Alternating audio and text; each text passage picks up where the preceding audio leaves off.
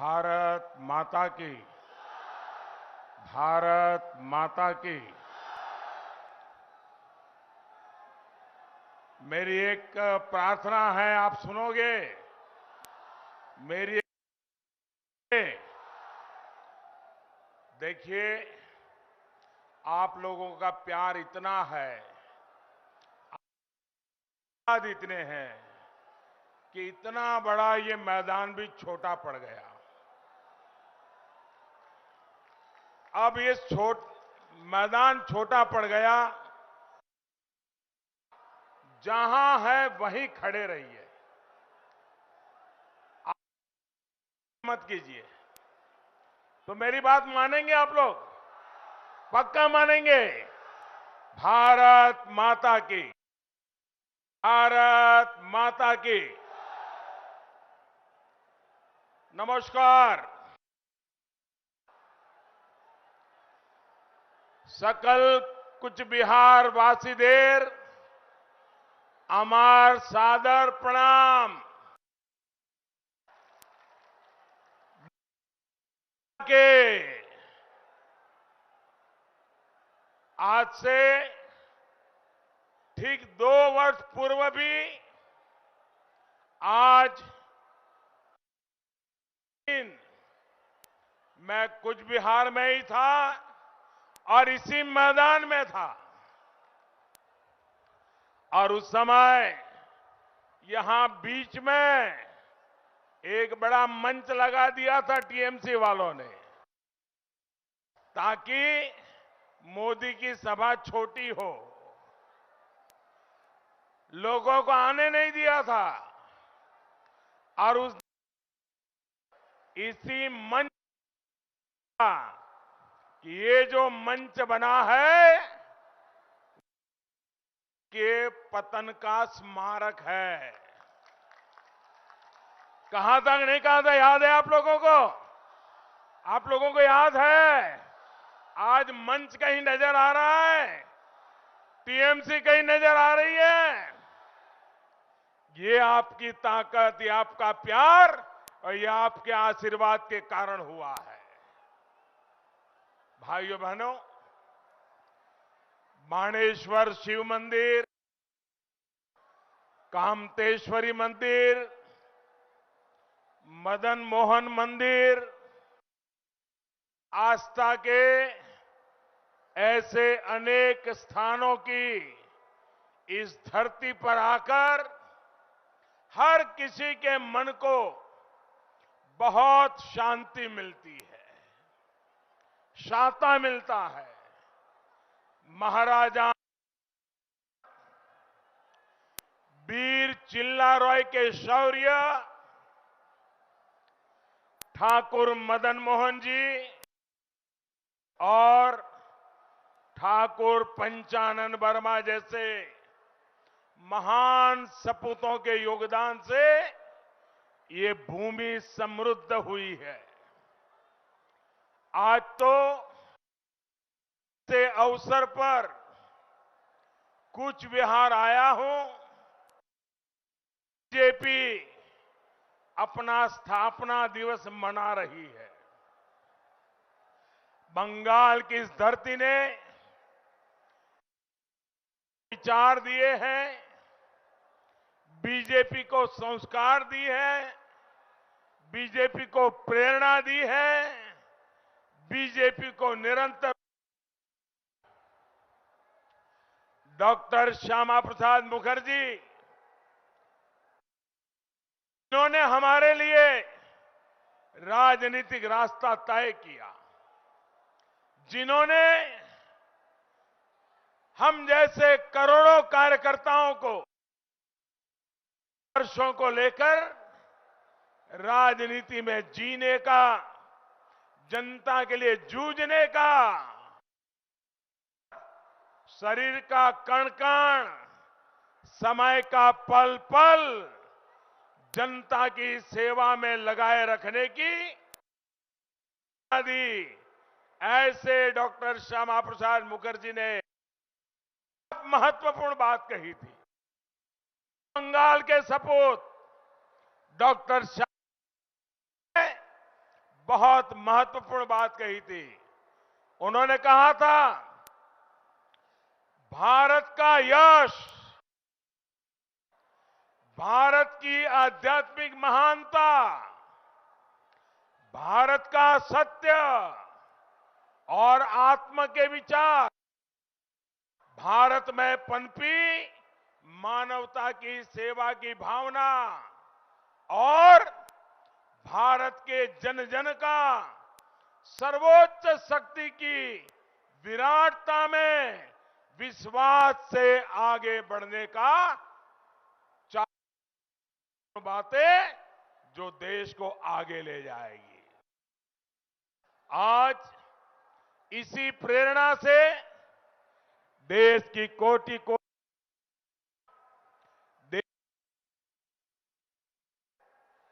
देश को आत्मनिर्भर बना रही है। में भी दिन रात एक एक कार्यकर्ता लगा हुआ है। भाइयों बहनों, मुझे आने में देरी हुई। देरी इसलिए नहीं हुई कि मेरा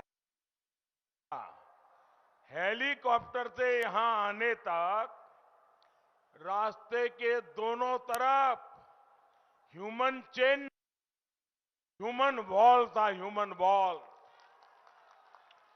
जितने लोग यहां हैं, उससे ज्यादा लोग पूरे रास्ते भर उसमें भी माताएं बहनें इतनी बड़ी तादाद में आशीर्वाद दे रही थी। भाइयों बहनों, आज 2 मई को जब ये चुनाव के नतीजे आएंगे, 2 मई को बंगाल में बीजेपी सरकार बनने के बाद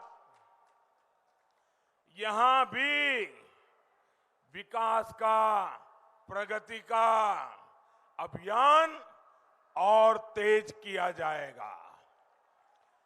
बीते 2 चरणों के मतदान में दीदी का जाना तय हो चुका है। पिछले 2 चरणों में बड़ी संख्या में लोग अपने घरों से बाहर निकले हैं। लंबी लंबी लाइनें लगाकर बीजेपी के पक्ष में वोट दिया है। आज भी बहुत अच्छी वोटिंग की खबरें आ रही है। बंगाल में बीजेपी की ऐसी लहर चल रही है, ऐसी लहर चल रही है जिसने दीदी के गुंडों, दीदी के भय को किनारे लगा दिया है। साथियों, मैंने सुना कि दीदी इन दिनों एक सवाल पूछ रही है। आपने भी सुना होगा। दीदी एक सवाल पूछ रही है कि क्या बीजेपी भगवान है जो उसे पता चल गया है कि पहले 2 चरणों में बीजेपी की बड़ी जीत मिल रही है। आदरणीय दीदी, ओ दीदी,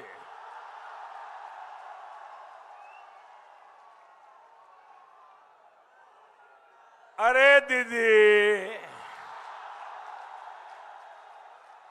हम तो मामूली इंसान हैं और ईश्वर की आज्ञा से, ईश्वर के आशीर्वाद से देश सेवा में लगे हैं।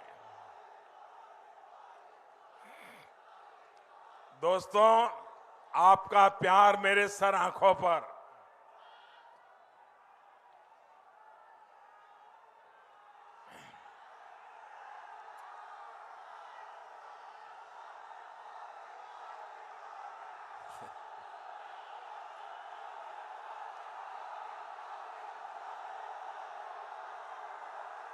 मैं आपके इस प्यार को कभी भूल नहीं पाऊंगा दोस्तों। आपके आशीर्वाद मेरे लिए बहुत बड़ी ताकत है। ये जो आप प्यार दे रहे हैं ना, आप जो प्यार दे रहे हैं, 2 मई के बाद बीजेपी सरकार बनने के बाद मैं ये प्यार ब्याज समेत इस इलाके का विकास करके लौटाऊंगा।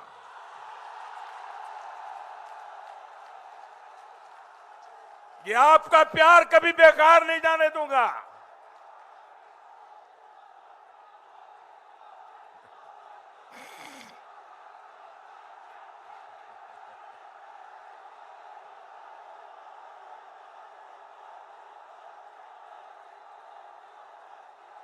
भारत माता की।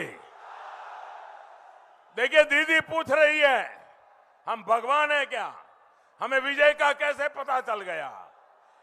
लेकिन दीदी, ओ दीदी,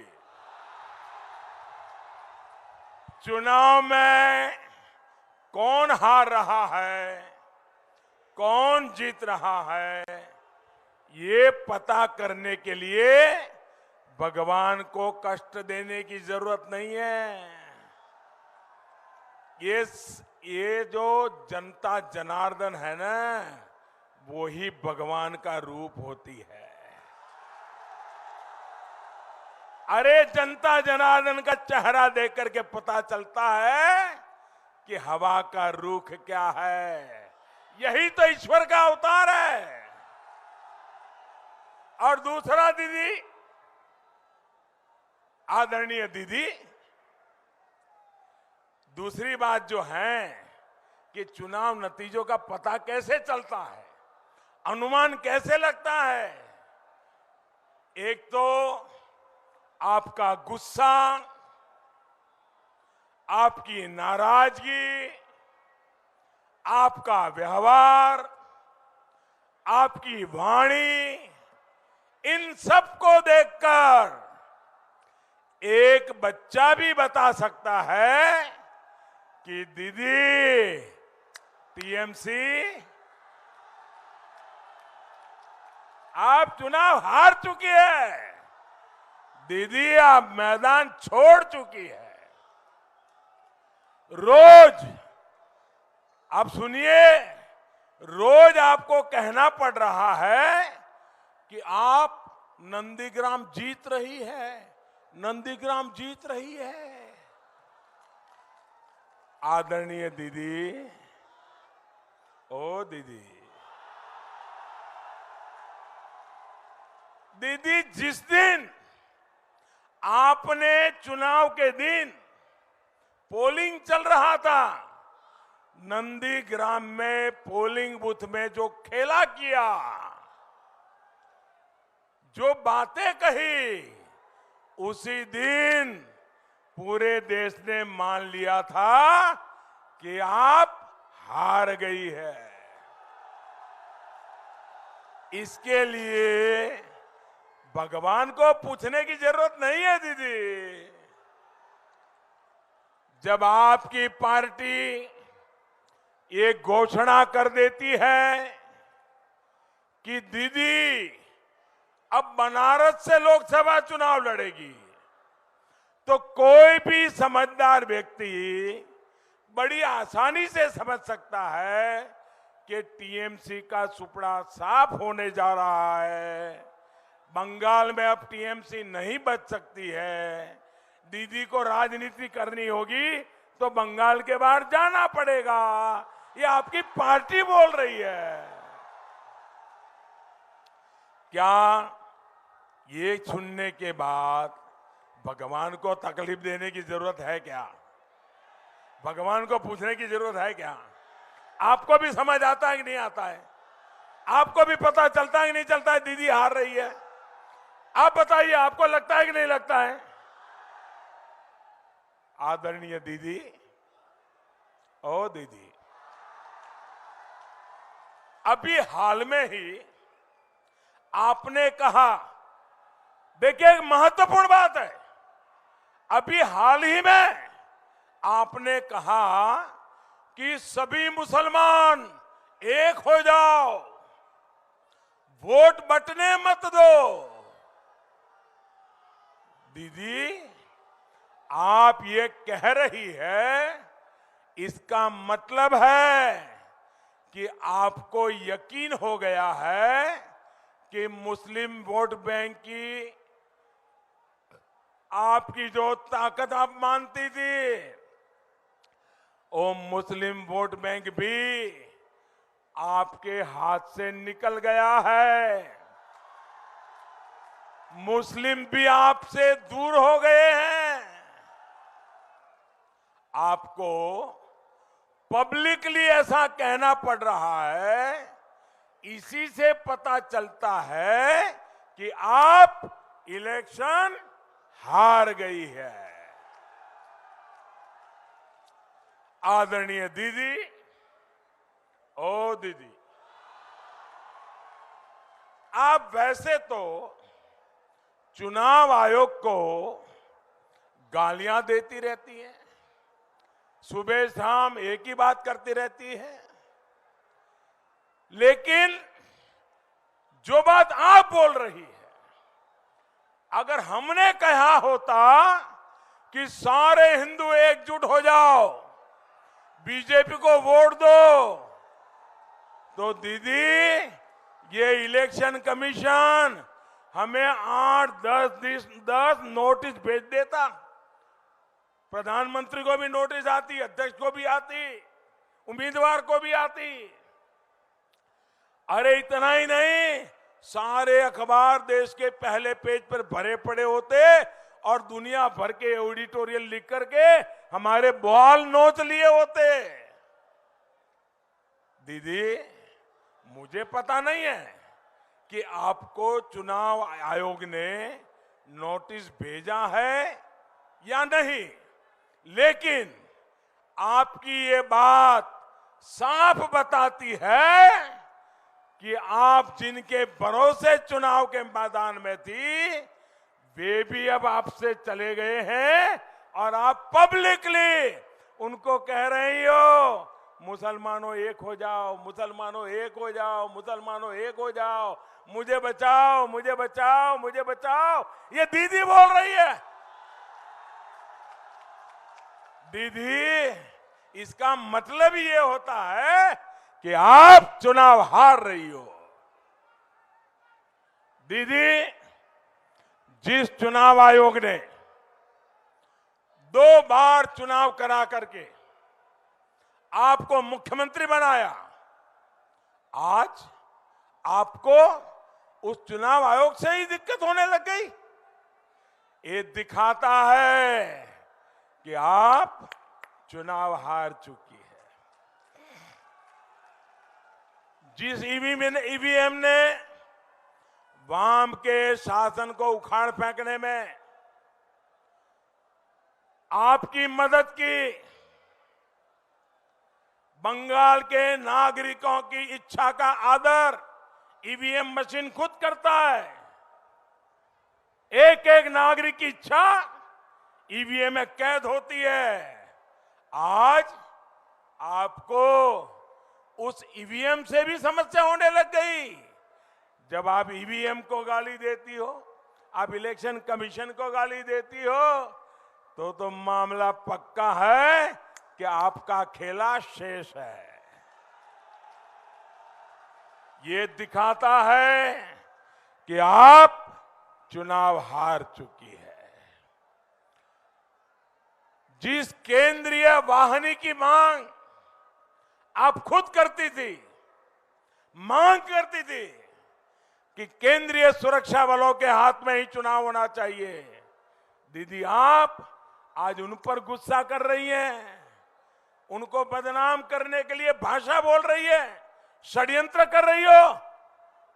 ये दिखाता है कि आप चुनाव हार चुकी है।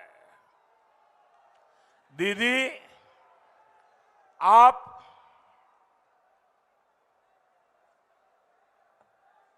एक राज्य की सीएम है, 2 फेज का चुनाव हो चुका है, बहुत शांतिपूर्ण मतदान हुआ। करीब करीब 80% से ज्यादा वोट पड़े। मैं भी गुजरात में मुख्यमंत्री था। इतना अगर वोटिंग होता है, शांतिपूर्ण होता है, तो सीएम के नाते मैं गर्व से कहता हूं कि देखिए मेरे राज्य में शांतिपूर्ण मतदान हुआ, मेरे राज्य में इतना ज्यादा मतदान हुआ। मैं गर्व करता था, दीदी यहां शांतिपूर्ण मतदान हो रहा है, 80% से लोग ज्यादा मतदान करने जा रहे हैं और आप परेशान हो, आप गर्व नहीं कर रही हो। यही बताता है दीदी कि आप चुनाव हार रही हो। साथियों, बीजेपी की रैली में भारी संख्या में लोग आ रहे हैं, दिखता है साहब। बहन बेटियां आ रही हैं, लेकिन दीदी कहती है कि ये जो लोग आए हैं ना, वो पैसे लेकर यहां आते हैं। मुझे बताइए भाई, क्या आप पैसे लेकर के यहां आए हैं क्या? जोर से बोलिए, पैसे लेकर के आए हैं क्या? पैसे लेकर के आए हैं क्या? पैसे मिलने वाले हैं इसलिए आए हैं क्या? ये दीदी आप पर झूठा आरोप लगाती है कि नहीं लगाती? ये दीदी आपको बदनाम कर रही है कि नहीं कर रही है? दीदी ने आपका अपमान किया है कि नहीं किया है? तो दीदी को सजा दोगे कि नहीं दोगे? सजा दोगे कि नहीं दोगे? इस चुनाव में जबरदस्त सजा दोगे कि नहीं दोगे? कमल के निशान पे बटन दबा के सजा दोगे कि नहीं दोगे? भाइयों बहनों, बंगाल की ईमानदार जनता पर दीदी का ये संगीन आरोप इस बात की गवाही है कि आप चुनाव हार चुकी है।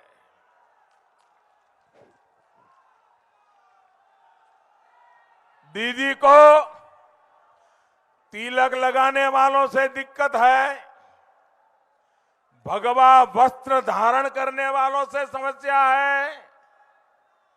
ये दिखाता है दीदी जमीन खिसक चुकी है, आपका हारना तय है दीदी। दीदी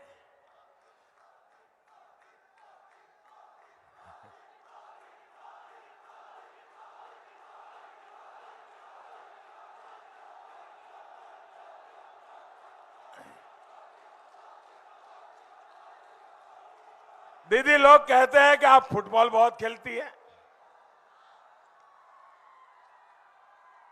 दीदी हमने सुना है फुटबॉल में एक होता है ओन गोल। आप चुनाव के मैदान में सेल्फ गोल कर चुकी है। आपने खुद ही अपनी सच्चाई स्वीकार कर ली है। भाइयों बहनों, टीचरों की भर्ती हो या फिर लोगों के काम, आपने सिर्फ तुष्टीकरण किया। बंगाल के सामान्य लोगों को, बंगाल के नौजवानों, यहां के किसानों को आपने अपने हाल पर छोड़ दिया। 10 साल तक आपके तोलाबाज बंगाल लूटते रहे। आदरणीय दीदी, आप देखती रही। 10 साल उत्तर बंगाल के साथ अन्याय हुआ। आदरणीय दीदी, आप देखती रही। 10 साल यहां जब रक्त बहा, मां बहनों के आंसू बहे। आदरणीय दीदी, आप देखती रही। 10 साल दलित, वंचित, पिछड़ों, आदिवासियों, टी गार्डन मजदूरों के साथ धोखा हुआ। दीदी, आप देखती रही, आंखें बंद करके बैठी रही। 10 साल कृषक सिंचाई और भंडारण की सुविधाओं से वंचित रहे। फोड़े राज से परेशान रहा। दीदी आप देखती रही, टीएमसी के कार्यकर्ता, नेता, मंत्री खेला करते रहे और दीदी देखती रही।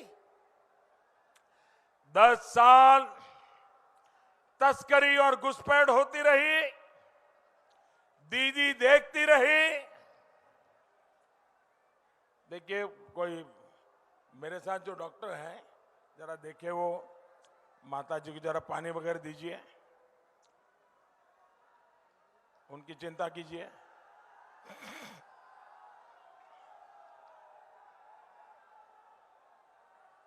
पानी वगैरह दीजिए उनको। हाँ, मेरी टीम के डॉक्टर वहां पहुंचे तुरंत। हाँ। 10 साल अवैध खनन, तस्करी, ड्रग्स का सिंडिकेट फला फूला और दीदी देखती रही। साथियों, अभी हाल ही में जो टैप आया है, उसमें कई बातचीत ऐसी उजागर के हुई है, दीदी के 10 साल का पूरा रिपोर्ट कार्ड दे रही है। दीदी, आपने बंगाल में एक नया टैक्स शुरू कर दिया, वाइपो सर्विस टैक्स। वाइपो सर्विस टैक्स, गरीब मां बहन ने मेहनत का एक एक टका जोड़ा, वो वाइपो सर्विस टैक्स में चला गया। बंगाल का युवा एक एक टका के लिए तरस रहा है और वहां 35-40 करोड़ एक महीने में आ रहा है। इसी वजह से आज बंगाल के कोने कोने से आवाज आ रही है, चलो पलटाई। बंगाल के कोने कोने से आवाज आ रही है, चलो पलटाई। जोर से बोलिए, चलो पलटाई, चलो पलटाई। मेरे साथ जब भी मैं कहूंगा बोलते चलिए, मिथ्यार खेला शेष कोरते, चलो पलटाई, चलो पलटाई। मिथ्यार खेला शेष कोरते, कटमनिर खैला के दाव विदाई। हिंसा राजनीति के दाव विदाई। महिला सुरक्षा बारनोर जोन्नो हारानो गौरव फेरानोर जोन्नो सोबाई मिली भाई, चलो पलटाई, चलो पलटाई। तृणमूल के दाव विदाई, तृणमूल के दाव विदाई। भाई और बहनों, पश्चिम बंगाल में डबल इंजन की सरकार के भाव से कितनी परेशानी हो रही है, एक कुछ बिहार से बेहतर कौन समझ सकता है। यहां स्वास्थ्य सुविधाओं का अभाव है, लेकिन दीदी को इससे कोई फर्क नहीं पड़ता। दीदी तो केंद्र सरकार की स्वास्थ्य योजनाओं पर भी ब्रेक लगा देती है। आयुष्मान भारत योजना के तहत देश भर में लगभग 1.25 करोड़ से ज्यादा गरीब मरीजों को मुफ्त इलाज मिल चुका है, लेकिन दीदी की दुर्नीति के कारण इसका लाभ यहां के मेरे गरीब भाई बहनों को नहीं मिला। भाई और बहनों, केंद्र सरकार हर घर, हर खेत को पर्याप्त पानी देने के लिए निरंतर कोशिश कर रही है, लेकिन दीदी की सरकार ने केंद्र की कृषि सिंचाई योजना को यहां ठीक से लागू नहीं होने दिया। साथियों, हमारी बहनों का बहुत बड़ा समय पानी के इंतजाम में लग जाता है। गंदे पानी से बच्चे बीमार होते हैं, लेकिन दीदी ने क्या किया? केंद्र सरकार ने हर घर पाइप से जल पहुंचाने की एक बहुत बड़ी योजना पूरे देश में शुरू की है। अभी तक देश भर में 4 करोड़ से ज्यादा परिवारों को नल कनेक्शन दिए जा चुके हैं, लेकिन पश्चिम बंगाल में नल से पानी पहुंचाने के लिए जो करोड़ों रुपए भेजे थे, वो भी दीदी तिजोरी में रख करके बैठ गई।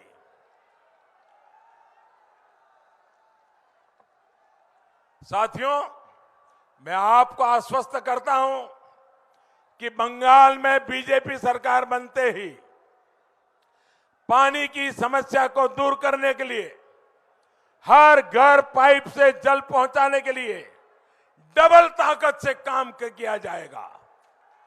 यहां के कृषक परिवारों के लिए, विशेष रूप से छोटे कृषकों को तो डबल इंजन की सरकार से बहुत लाभ होने वाला है।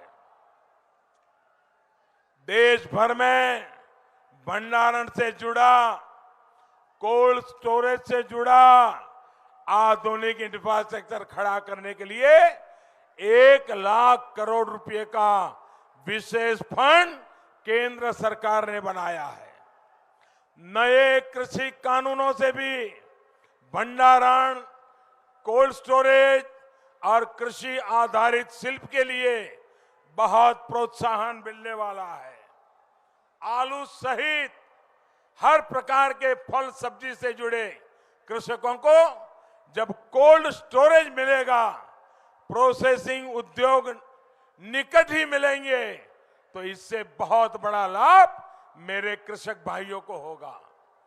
जूट किसानों के लिए एमएसपी में केंद्र सरकार पहले ही कई गुना बढ़ोतरी कर चुकी है। यहां जूट की अलग अलग पैकेजिंग से जुड़े उद्योग लगे, सेल्फ हेल्प ग्रुप से जुड़ी बहनों को इससे जोड़ा जा सके, इसको प्रोत्साहित किया जाएगा।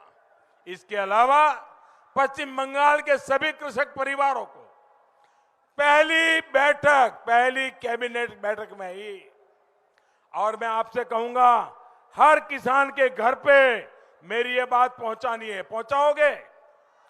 गांव-गांव जाके पहुंचाओगे? हर एक किसान के घर जाकर के बताओगे? तो मैं बताता हूं क्या बताना है। 2 मई के बाद बीजेपी की सरकार बनेगी और पहली कैबिनेट में जो काम हम करने वाले हैं वो आप किसानों को घर घर जाकर के बताइए। पीएम किसान सम्मान निधि का लाभ हर किसान को मिल जाएगा। बंगाल की बीजेपी की सरकार की कोशिश होगी कि हर किसान के खाते में, ये बात पहुंचाइए, हर किसान के खाते में जल्द से जल्द 18,000 रुपये। कितने? जरा जोर से बोलिए, कितने? 18,000 रुपये। कितने?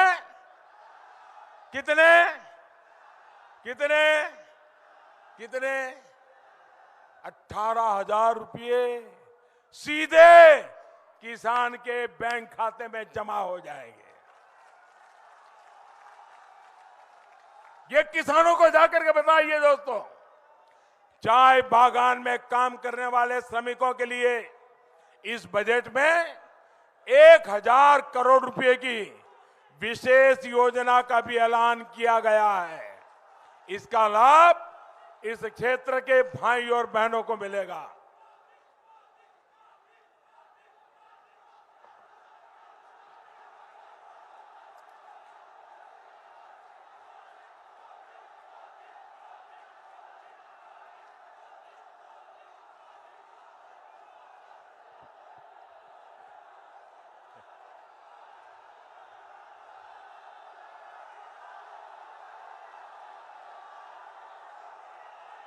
आप इतना प्यार कर रहे हो, इतना प्यार कर रहे हो, यहां से जाने का मन ही नहीं करेगा।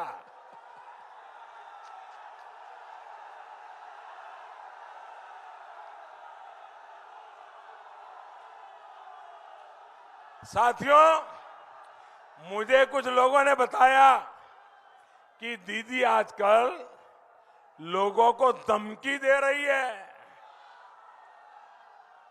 और दीदी के यहां से धमकी जा रही है कि वो जीतकर नहीं आएगी तो सारी सुविधाएं बंद हो जाएगी। আপনারা কি এটা বিশ্বাস করেন বিশ্বাস করেন এটি সম্পূर्ण मिथ्या असत्य कथा जनमानुष के विभ्रांत कोरार व्यर्थ चेष्टा আর সফল হবে না। বাংলার মানুষ ভুল বুঝানোর চেষ্টা ধরে ফেলছে, কিছুই বন্ধ হবে না। आप लिख के रखिए, কিছুই बंद होवे ना। भाजपा सरकार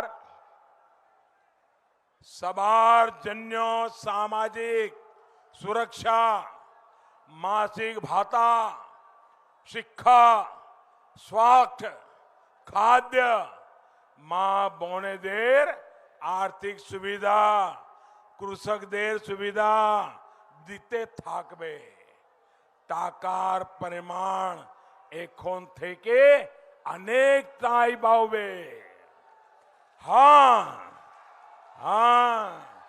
থাকবে না कटमनी, तोलाबाजी, दुर्नीति, सिंडिकेट, राजनीतिक ना। भाइयों और बहनों, ये पूरा क्षेत्र प्राकृतिक रूप से, ऐतिहासिक रूप से बहुत समृद्ध है। यहां हमारी समृद्ध धरोहर है। भवैया गान जैसे अनेक पारंपरिक संगीत, नृत्य और साहित्य से ये क्षेत्र समृद्ध है।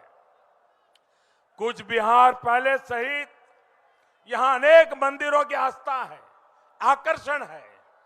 जो टूरिज्म, जो धरोहर यहां की असली ताकत है, उसी की दीदी की सरकार ने उपेक्षा की है। ठाकुर पंचानन जी के घर को सहेजने के बजाय टीएमसी सरकार ने जर्जर होने के लिए छोड़ दिया। उनके म्यूजियम की क्या स्थिति है वे आप भली भांति अच्छे से जानते हैं। जब दीदी की सरकार द्वारा हाईवे, रेलवे, एयरपोर्ट ऐसे इंफ्रास्ट्रक्चर के प्रोजेक्ट को रोका जाएगा तो उनमें अड़ंगे लगाए जाएंगे, तो फिर टूरिज्म कैसे बढ़ेगा। दीदी की सरकार की बेरुखी का सीधा नुकसान यहां के युवाओं को हुआ है, नौजवानों को हुआ है। जिनको यहां टूरिज्म के सेक्टर से बिजनेस मिल सकता था, चाकरी मिल सकती थी, वो पलायन के लिए मजबूर है। 2 मई के बाद डबल इंजन सरकार यहां हर प्रकार के इंफ्रास्ट्रक्चर के सामने की सारी रुकावटों को दूर कर देगी। साथियों, यहां स्थानीय गौरव को मजबूत करने के लिए बंगाल बीजेपी ने अनेक संकल्पों को पूरा करने का प्रण लिया है।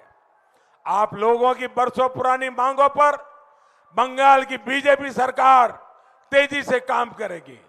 जिस राष्ट्रीय शिक्षा नीति को दीदी की सरकार ने रोक रखा है, वो भी यहां लागू की जाएगी। इस नीति के बाद स्थानीय भाषा में पढ़ाई और आसान हो जाएगी। इसका बहुत बड़ा लाभ यहां के युवाओं को मिलेगा। नारायणी सेना बटालियन को लेकर जो भ्रम टीएमसी फैला रही है,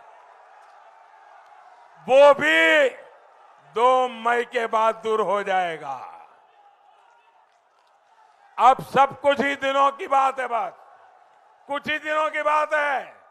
अब तुष्टीकरण और भेदभाव नहीं, सबका साथ, सबका विकास, सबका विश्वास मिलेगा। आपको बस एक ही ध्यान रखनी है, लोकसभा चुनाव की तरह इस बार भी पौधे छाप टीएमसी साफ, पौधे छाप पौधे छाप आप घर घर जाएंगे, ज्यादा से ज्यादा मतदान करवाएंगे। पूरे राज्य में 1 नंबर का मतदान आपका होगा, पूरी ताकत से होगा। लोगों को घर से ले जाओगे, लोगों को समझाओगे।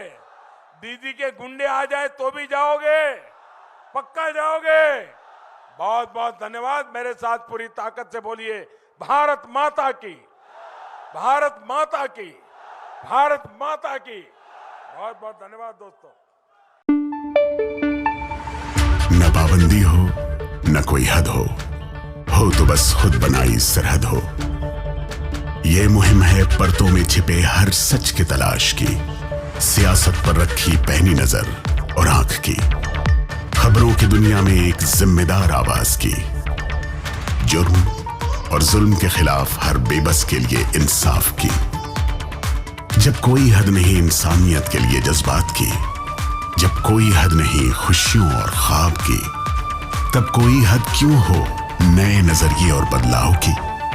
तोड़ के हदों के ताले, नए सपनों को पाले, बांधे सबको एक धागे, आपको रखे आगे। ABP news.